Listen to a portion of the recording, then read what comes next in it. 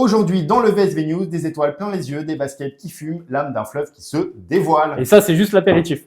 Bonjour Vernon, c'est Quentin. Et moi, c'est Yann. Vous êtes bien sur VSV News, l'info qui pulse au rythme de notre belle ville, contrairement à mon rythme cardiaque après avoir monté les 3 étages de notre studio. Ouais, je te confirme, c'est la même chose pour moi.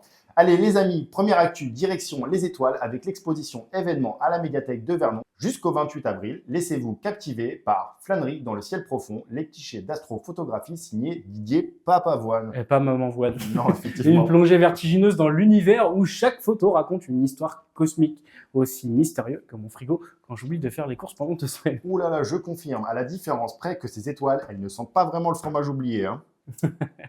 Entrée libre aux horaires habituels de la médiathèque, même pour Yann qui confond encore voie lactée avec un dessert. C'est ma fête aujourd'hui. Actu suivante, enfilez vos baskets. Le dimanche 27 avril de 9h30 à 12h30, c'est le grand retour de Vernon tout court. La seule occasion où je cours volontairement sans qu'une pizza soit impliquée, mon cher Quentin.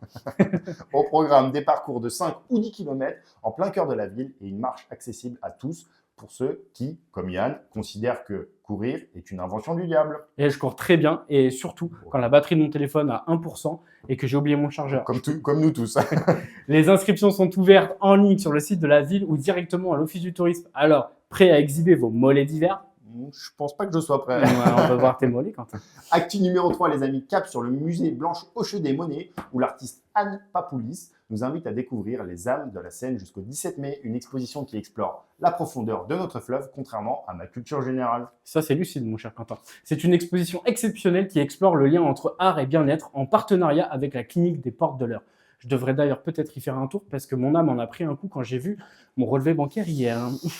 Des œuvres qui nous rappellent le pouvoir guérisseur de l'art.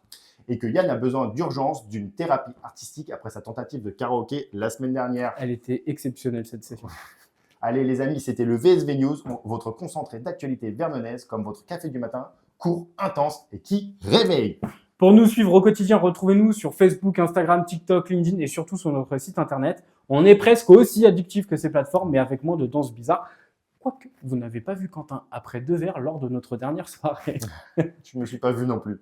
D'ailleurs, si vous croisez Yann en train de filmer les canards de la Seine à 6h du matin, ne vous inquiétez pas. C'est juste sa nouvelle passion ornithologique.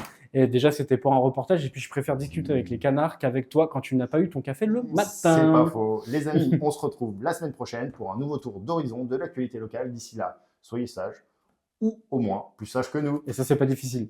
À très vite sur VSV News.